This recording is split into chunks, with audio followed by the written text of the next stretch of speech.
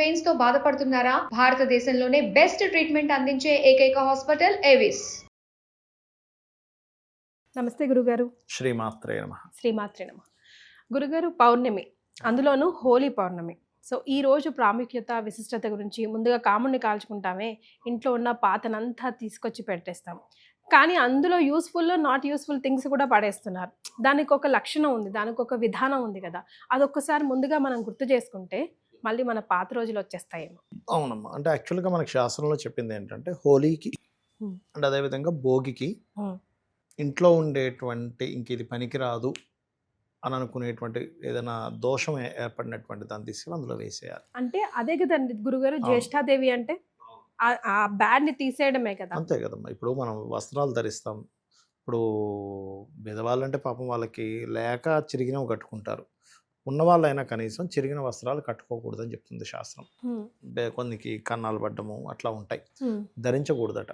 ఇంట్లో అట్లాగే విరిగిన వస్తువులు, పాడైపోయిన వస్తువులు మనం వాడట్లేదు, వాడితే వేరు, మళ్ళీ దాన్ని రిపేర్ చేసుకుని వాడే అవసరం ఉందండి, మాకు నీడ్ అవసరం. కొంతమంది బీదవాళ్ళు ఉంటారమ్మా, వాళ్ళు దాన్ని రిపేర్ చేసుకుని వాడతారు, వాళ్ళ గురించి నేను మాట్లాడలే.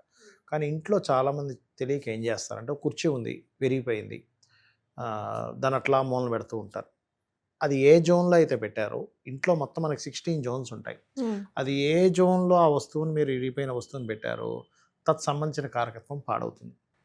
అంటే ఉదాహరణకి వెస్ట్లో అందరూ బరువులు పెడుతుంటారు. వెస్ట్లో ఎక్కువ విరిగిపోయిన వస్తువులు పెడుతుంటే మీకు వచ్చేటువంటి బెనిఫిట్స్ కూడా సగం సగంగా వస్తూ ఉంటుంది. అంటే ఒక బిజినెస్ చేశారు, ఆ వచ్చే బెనిఫిట్ అది విరిగిపోయిన వస్తువు ఎట్లా అయితే మనకి ఎట్లా యూజ్ అవుతుందో అలాగే ఉంటుంది దాని ప్రభావం కూడా. కొంతమంది నేను ఒక చిన్న కేస్ చెప్తా, అంటే ఇప్పుడు విరిగిపోయిన వస్తువుల గురించి వచ్చింది కాబట్టి.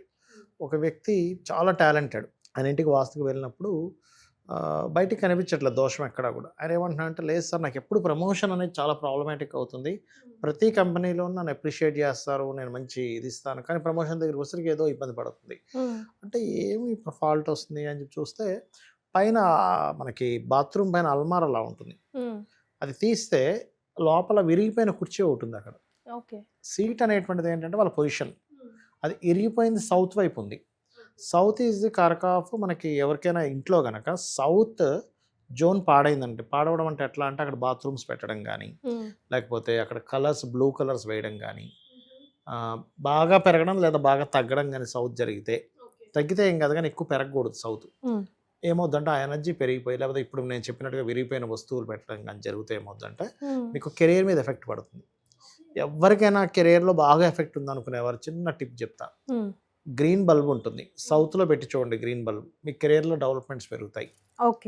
సౌత్లో బ్లూ ఉంటే డెవలప్మెంట్స్ పెరగవు, గ్రీన్ ఉండాలి, ఎందుకంటే అది ఫైరీ ఎలిమెంట్ సౌత్ అనేది. అంటే మన బెడ్రూమ్ లోనా లివింగ్ రూమ్ లోనా? కాదమ్మా, బెడ్రూమ్ అనేది సౌత్ వెస్ట్ వస్తుంది, బెడ్రూమ్కి కిచెన్కి మధ్యలో south centre green bulb, green light లేదా వాల్స్ కొంచెం గ్రీన్ ఉండేలా చేసుకుంటే అది ఫైరీ ఎలిమెంట్ కాబట్టి ఫైర్కి ఎయిర్ సపోర్టింగ్ ఎలిమెంట్ అవుద్ది. ఇప్పుడు అగ్ని వెలగాలనుకోండి ఆక్సిజన్ కావాలి, ఎయిర్ కావాలి, ఎయిర్ లేకపోతే అది వెలగదు, అంతే కదా. అట్లాగే సపోర్టింగ్ ఎలిమెంట్ అవుతుంది అది. కొంతమంది ఏం చేస్తారు, వాళ్ళకి మంచి ప్లేస్ ఉంటే మొక్కలు పెంచుకుంటారు సౌత్లో, దెన్ ఆటోమేటిక్గా గ్రోత్ ఉంటుంది. అలా అని నైరుతిలో మళ్ళీ పెంచకూడదు, మొక్కలు తీసుకెళ్ళి ప్రాబ్లమాటిక్ అవుతుంది. అలా పౌర్ణమికి ప్రత్యేకంగా మీరు ఇందాక అన్నట్టుగా హోలీ పౌర్ణమి నాడు తీసుకెళ్ళి ఆ కాముడిని కాల్చేటప్పుడు ఈ ఇంట్లో వస్తువులు కూడా తీసుకెళ్ళి, ఆ పాడైనటువంటి వస్తువులు అన్నీ కాదు, పాడైన వస్తువులు తీసుకెళ్ళి చేసేస్తాం. పౌర్ణమి రోజు ప్రత్యేకంగా మనకి ఏంటంటే అమ్మవారి ఆరాధన. పొద్దున్నప్పుడు మీరు హోలీ ఆడుతున్నారు, రంగులు పూసుకుంటారు, అవన్నీ ఒక ఎత్తు అయితే సాయంత్రం పూట ఖచ్చితంగా లలితా సహస్రనామాల్ని ఎక్కువగా పఠించాలి. ఇప్పుడు ఇందులో కూడా సంపుటీకరణ అంటారు. ఇప్పుడు కొంతమందికి ఉద్యోగం రావట్లేదు, లలిత సహస్రనామాలు ఒక్కొక్క నామం చేస్తూ ఇప్పుడు శ్రీమాత శ్రీ మహారాజ్ని శ్రీమత్ సింహాసనేశ్వరి నమః, చిదగ్నికుండ సంభూత దేవకార్య సముద్యత ఉద్యద్భాను సహస్రాభ, ఇలా 1 by 1 ఉంటుంది కదా.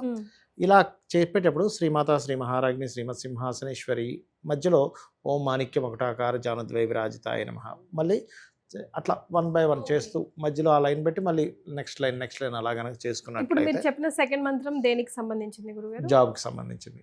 ఓకే, అంటే అది ఇంకొకసారి చెప్తే నేను డిస్క్రిప్షన్లో కూడా వేయించాను. జాబ్లో కనుక ఇంప్రూవ్మెంట్స్ రావట్లేదు, కొత్త జాబ్ దొరకట్లేదు, జాబ్లో సరైన ఎదుగుదల లేదు అనుకునేటువంటి వారు 2 నామాలు ఉంటాయి. అందులో ఒకటి ఫస్ట్ లైన్ ఇది శ్రీమాత, శ్రీ మహారాజ్ని, శ్రీమత్ సింహాసనేశ్వరి.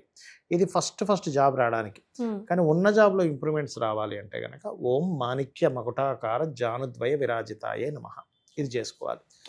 మరి కొంతమందికి అప్పులు ఉంటాయి, ఈ సంపుటీకరణలో చేసుకోవచ్చు. అంటే ఇలాగా ఓం అపర్ణాయే నమః లలితాసహస్రనామాలు చేస్తూ శ్రీమాత, శ్రీ మహారాజ్ని, శ్రీమత్ సింహాసనేశ్వరి, ఓం అపర్ణాయ నమః చిదగ్నికుండ సంభూత దేవకారి సముద్యత ఓం అపర్ణాయ నమః అట్లా చేసుకోవచ్చు. దీన్ని సంపుటీకరణ అంటారు.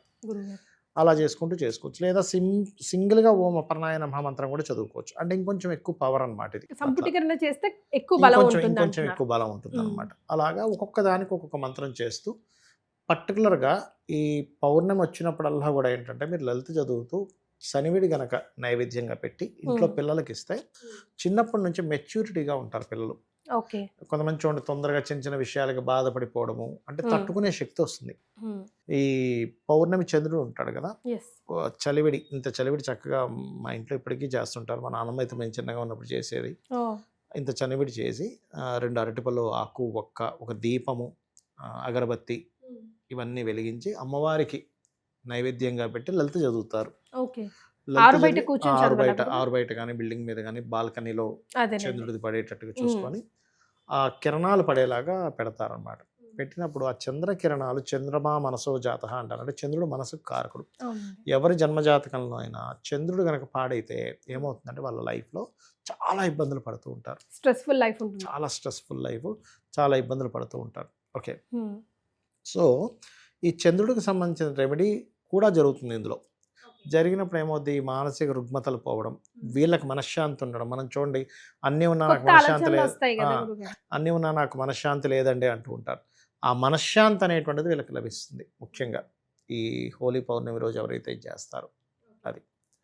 సో హోలీ అంటే మనం జనరల్గా ముందు రోజు కామును కాల్చుకోవడం, ఆ తర్వాత హోలీ రంగులతో ఆడటం అది మాత్రమే తెలుసు. కానీ ఈ రోజుని ఇలా గురుగారు చెప్పినట్టుగా సింగిల్గా కానీ లేకపోతే లలిత సంపుటీకరణతో చేస్తే కనుక అనంతమైన ఫలితాలు వస్తాయని డెఫినెట్గా చెయ్యండి.